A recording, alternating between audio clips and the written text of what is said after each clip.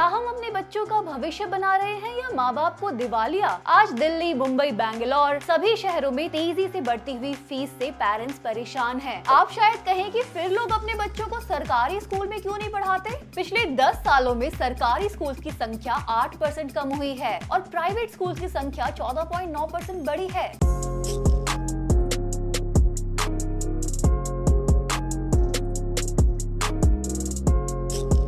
अप्रैल का महीना आते ही देश में पेरेंट्स की स्ट्रेस बढ़ जाती है। अरे बच्चों का एडमिशन जो कराना होता है। गैस कीजिए, आज एक बड़े शहर में नर्सरी के एडमिशन की फीस कितनी है? अराउंड 2 लाख रुपए। क्या हम अपने बच्चों का भविष्य बना रहे हैं या माँ बाप को दिवालिया? नर्सरी के एडमिशन तक के लिए मेरिट लिस्ट निकल रही है। रिसेंटली लोकल सर्कल्स ने एक सर्वे किया। इसके मुताबिक 44% पेरेंट्स कह रहे हैं कि पिछले 3 सालों में स्कूल से अपनी फीस 50 से 80% तक बढ़ाई है। 93% पेरेंट्स का ये भी कहना है कि उनके राज्यों की सरकारें एक्सेसिव फीस को लिमिट करने में जरा भी इफेक्टिव नहीं रही। आज दिल्ली, मुंबई, बैंगलोर सभी शहरों में तेजी से बढ़ती हुई फीस से पेरेंट्स परेशान हैं। स्कूल की फीस उनकी सैलरी से ज्यादा तेजी से बढ़ रही है। देश भर में प्राइवेट स्कूल्स की एवरेज फीस 60,000 से 2 लाख पर ईयर है। महंगाई से ज्यादा तेज गति से शिक्षा की कॉस्ट बढ़ रही है। जहाँ महंगाई की एवरेज दर 5 से 6% है, एजुकेशन इन्फ्लेशन 11 से 12% के रेट से बढ़ रही है। साथ ही मिडिल क्लास पेरेंट्स इस चिंता में डूबे हैं कि अपने बच्चे को सीबीएसई बोर्ड से पढ़ाएं, आईसीएसई बोर्ड से या आईबी या कैम्ब्रिज स्कूल से। अगर आप इन्हें नहीं जानते तो जान लीजिए, क्योंकि पिछले 10 सालों में आईबी और कैम्ब्रिज स्कूल्स की ग्रोथ 300% हुई है। आईबी बोर्ड है इंटरनेशनल बैकलॉरेट ऑर्गेनाइजेशन, जिसके 2024 में 225 से ज्यादा आईबी वर्ल्ड स्कूल्स थे। कैम्ब्रिज असेसमेंट इंटरनेशनल एजुकेशन भी एक इंटरनेशनल बोर्ड है, जिसके हमारे देश में 700 से ज्यादा स्कूल्स हैं। धीरूभाई अंबानी जैसे स्कूल्स में आईबी का बोर्ड ही चलता है। आज बड़े शहरों में सीबीएसई स्कूल्स की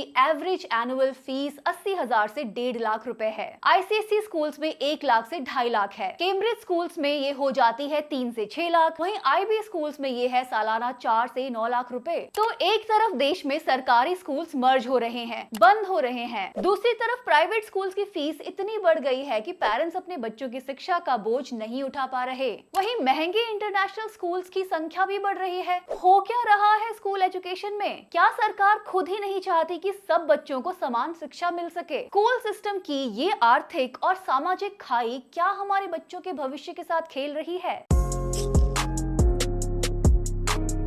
आज मिडिल क्लास पेरेंट्स का हाल देखिए। लिंक्डइन पर एक फाइनेंशियल एडवाइजर लिख रही हैं कि वो अपने बच्चे को महंगे प्राइवेट स्कूल में नहीं भेजेंगी, क्योंकि ना सिर्फ इनकी फीस बड़ी है, ये स्कूल तो स्टार्टअप की तरह दिख रहे हैं। एक आईआईटीएन पेरेंट ने पिछले एडमिशन सीजन में लिखा कि अगर आप एनुअली 20 लाख भी कमाते हैं तो भी अच्छी एजुकेशन अफोर्ड नहीं कर सकते। कुछ समय पहले एक ईएनटी सर्जन ने लिखा कि कैसे एक स्कूल नर्सरी और केजी के एडमिशन से पहले पेरेंट्स के ओरिएंटेशन के लिए ही 8,400 रुपए चार्ज कर रहा था। पिछले ही हफ्ते दिल्ली में पेरेंट्स ने डायरेक्टरेट ऑफ एजुकेशन ऑफिस के बाहर फी हाइक को लेकर प्रोटेस्ट किया। उनका कहना है कि स्कूल्स इस बढ़ी हुई फीस को वापस लें। काफी समय से दिल्ली में ऐसी कंप्लेंट्स आ रही हैं कि प्राइवेट और अनएडेड स्कूल्स अचानक से फीस बढ़ा देते हैं और पिछले सालों में फीस कई गुना बढ़ गई है। जब स्टूडेंट्स फीस नहीं भर पाते तो उन्हें एग्जाम्स का एडमिट कार्ड नहीं मिलता और मैनेजमेंट से नाम काटने की धमकी दी जाती है। स्टूडेंट्स और पेरेंट्स के लिए ये मेंटल ट्रॉमा है। सोचिए, फीस ना भरने की वजह से आपके बच्चे को स्कूल असेंबली में अलग से बाहर निकाल दिया जाए। दिल्ली में तो ये रूल भी है कि हर फीस हाइक से पहले प्राइवेट स्कूल्स को एजुकेशन डिपार्टमेंट और पेरेंट एसोसिएशन की मंजूरी लेनी पड़ती है। पर रूल्स को ताक पर रखकर स्कूल फीस बढ़ाते ही गए हैं। क्या स्कूल्स को भी बिजनेस मॉडल्स की तरह चलाना चाहिए? शिक्षा पर ही प्रॉफिट मार्जिन बनेगी तो क्या सबको समान और अच्छी शिक्षा मिल पाएगी?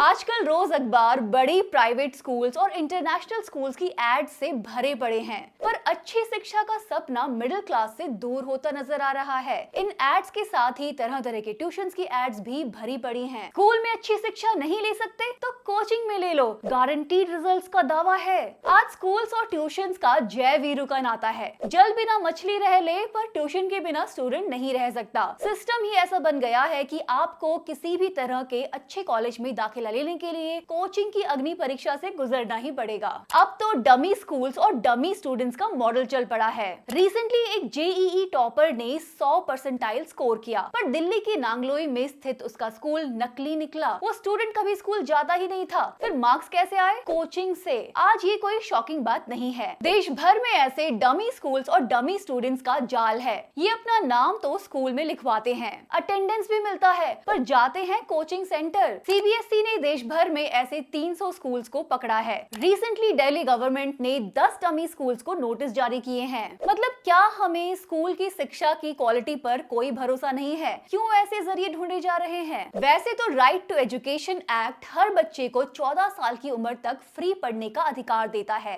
पर जमीनी हकीकत बताती है कि कैसे इस अधिकार को छीनने का सिस्टम साथ साथ चलता है। स्कूल का मतलब सिर्फ फीस नहीं होता, यूनिफॉर्म, किताबों का खर्च, एक्स्ट्रा करिकुलर एक्टिविटी और ट्रांसपोर्ट वगैरह में काफी पैसा लगाना पड़ता है। गरीब माँ बाप के लिए ये अक्सर मुश्किल हो जाता है और बच्चे पढ़ाई से वंचित रह जाते हैं। प्राइवेट स्कूल्स में राइट टू एजुकेशन के तहत 25% रिजर्वेशन है, पर फिर भी इन स्कूल्स ने इससे बचने के तरीके खोज लिए हैं। हरियाणा में देखिए, यहाँ 10,701 प्राइवेट स्कूल्स हैं और इनमें से 3,134 ने आरटीई के तहत एडमिशंस नहीं दिए। महाराष्ट्र और कर्नाटका ने पिछले साल आरटीई एक्ट में बदलाव किए और अब वहाँ प्राइवेट स्कूल्स का आरटीई में शामिल होना जरूरी नहीं है। सेंट्रल गवर्नमेंट की भी इसमें एक भूमिका है। आरटीई प्रोग्राम के तहत ज्यादातर 60-40 रेशियो में सेंटर और स्टेट गवर्नमेंट फंडिंग शेयर करती है। अब कई राज्यों में ये फंड बकाया है। 2023 एकेडमिक ईयर का महाराष्ट्र में 2,400 करोड़ बकाया है। आज राइट टू एजुकेशन एक्ट को 15 साल पूरे हो चुके हैं, पर क्या हम विश्वास के साथ कह सकते हैं कि हर बच्चे को 14 साल की उम्र तक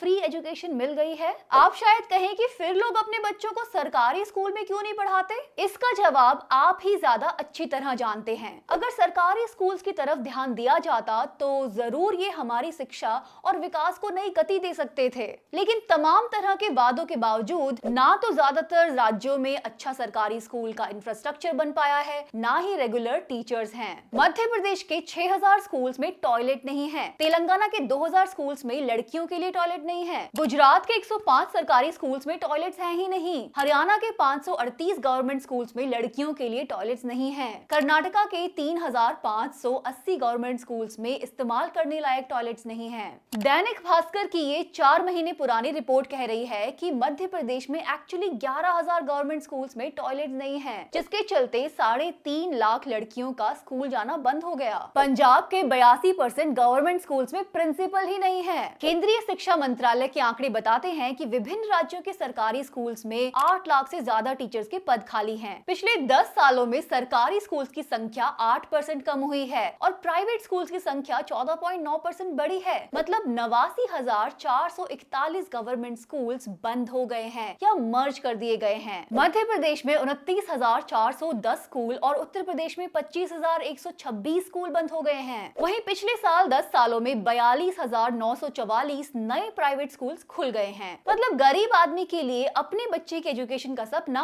और दूर चला गया है। पर बढ़ा तो रही है ना सरकार शिक्षा का बजट। हर साल कितना ज्यादा बजट हो जाता है, फिर क्यों नहीं हो रहा सुधार? लेटेस्ट बजट में सरकार ने एजुकेशन सेक्टर में 1,28,000 करोड़ रुपए का एलोकेशन किया है। ये जीडीपी का 4.6% है, लेकिन एनईपी 2020 का टारगेट है कि कम से कम जीडीपी का 6% तो एजुकेशन पर एलोकेट हो। इसमें से 78,572 crore department of school education and literacy के लिए है। फिर भी एजुकेशन में हम मेजर इकोनॉमी से पीछे ही हैं। वर्ल्ड बैंक डेटा के अनुसार 2023 में यूएस ने अपने जीडीपी का 6% एजुकेशन पर लगाया। चाइना ने उसी साल अपने जीडीपी का 6.13% एजुकेशन पर लगाया और जापान ने तो अपने जीडीपी का 7.43% एजुकेशन पर लगाया। इस साल एक नया जुमला भी हमें मिल गया है, एआई ड्रिवन एजुकेशन। तैयार रहिए, कल एआई के नाम पर आपके बच्चे का स्कूल और फीस बढ़ा सकता है। काश एआई सरकारी स्कूल्स की 4 दीवारी भी बना देता या एटलीस्ट टॉयलेट्स फिक्स कर देता। सिर्फ बजट बढ़ाने से नहीं पता चलता कि एजुकेशन में वो कहां स्पेंड किया गया। सब जानते हैं कि टीचर्स की कमी है, पर क्या नए रिक्रूटमेंट्स हो रहे हैं? Not really. क्या गवर्नमेंट स्कूल्स में बेसिक इंफ्रास्ट्रक्चर बन पाया है? आपने पिछले दिनों में एनईपी, हिंदी इम्पोजिशन और तमिलनाडु को सेंटर से फंड्स ना मिलने की बहस सुनी होगी। मामला ये है कि यूनियन गवर्नमेंट के एजुकेशन फंड्स 2 तरह से स्टेट गवर्नमेंट्स के पास जाते हैं। एक है समग्र शिक्षा अभियान, जिसके तहत ही अब आरटीई के रिएम्बर्समेंट्स दिए जाते जाते हैं। दूसरा है पीएम श्री। केरला और तमिलनाडु पर प्रेशर बनाया जा रहा है कि पहले वो पीएम श्री स्कीम लागू करे, तभी उनको फंड्स मिलेंगे। साथ ही एनईपी की और शर्तें भी हैं, जैसे 3 लैंग्वेज पॉलिसी, जिसे इम्प्लीमेंट करने से तमिलनाडु ने मना कर दिया है। पीएम श्री स्कीम में 14,500 स्कूल्स को मॉडल स्कूल की तरह डेवलप किया जाना है। इसके लिए अब तक 12,084 स्कूल्स को आइडेंटिफाई भी कर लिया गया है। इनको अब खूब फंडिंग दी जा रही है, हर स्कूल को 97,50,000 पर एनम। ये तो अच्छा ही है ना, पर कुछ स्कूल्स को अच्छा बनाने के चक्कर में आप बाकी सरकारी स्कूल्स और राइट टू एजुकेशन को नहीं भूल सकते। ऑलरेडी एजुकेशन में भयानक इनइक्वालिटी है और ऐसे एजुकेशन मॉडल से कुछ स्कूल्स को बाकी के बदले ज्यादा प्रिविलेज मिलता है। अब तो पार्लियामेंट्री पैनल ने भी कह दिया है कि पीएम श्री स्कीम ना इम्प्लीमेंट करने पर स्टेट्स के फंड्स नहीं रोके जा सकते। केरला और तमिलनाडु जैसे स्टेट्स ने पहले ही अपने एजुकेशन सिस्टम को दुरुस्त किया है। इनकी gross enrolment ratio national average और एनईपी के टारगेट से ज्यादा है, तो इनकी फंडिंग क्यों रोकी जा रही है? एजुकेशन के इकोनॉमिक्स पर आप बात कर भी ले, एजुकेशन एक बबल में नहीं काम करती। अच्छी एजुकेशन के लिए एक पूरा माहौल बनाना पड़ता है। अच्छे क्वालिफाइड टीचर्स से लेकर सेफ और इक्विप्ड स्कूल्स, पढ़ाई और क्रिटिकल थिंकिंग का माहौल, साथ ही होलिस्टिक डेवलपमेंट, खेलने कूदने की जगह, पौष्टिक खाना, साफ पानी, साफ हवा और किताबें जो बिना भेदभाव के आपसे बातें करें। लेकिन आज की बहस में कोई ये पूछ ही नहीं रहा कि क्या हमारी शिक्षा की क्वालिटी पहले से बेहतर हुई है या नहीं। इनफैक्ट क्या मार्क्स के अलावा हमारे पास कोई और तरीका है क्वालिटी को मेजर करने का? क्या हम सीरियसली अपने स्टूडेंट्स को बेहतर शिक्षा प्रोवाइड करने की कोशिश भी कर रहे हैं? आज समाज की आर्थिक और सामाजिक असमानता को आप खूब समझते हैं। आप जानते हैं कि जो बच्चा एक अच्छे स्कूल में जाता है वो ही इस सिस्टम में एक अच्छे कॉलेज में जा पाता है।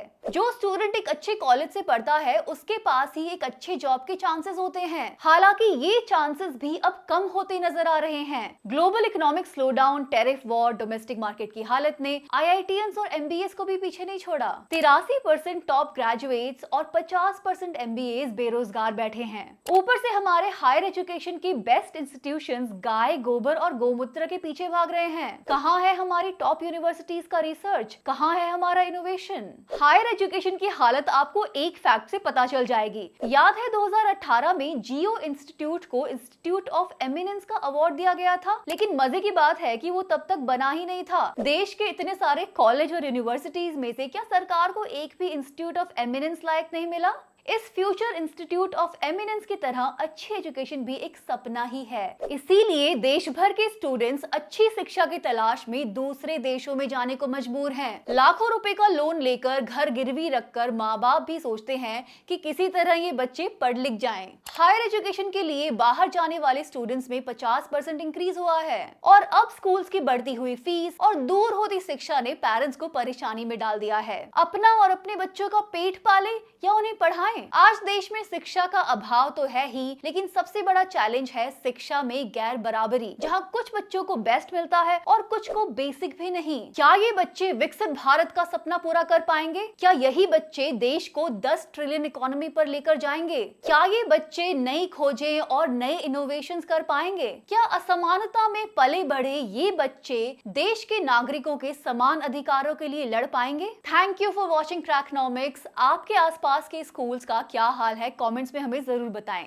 मिलते हैं अगले हफ्ते टू क्रैक मोर इकोनॉमिक्स।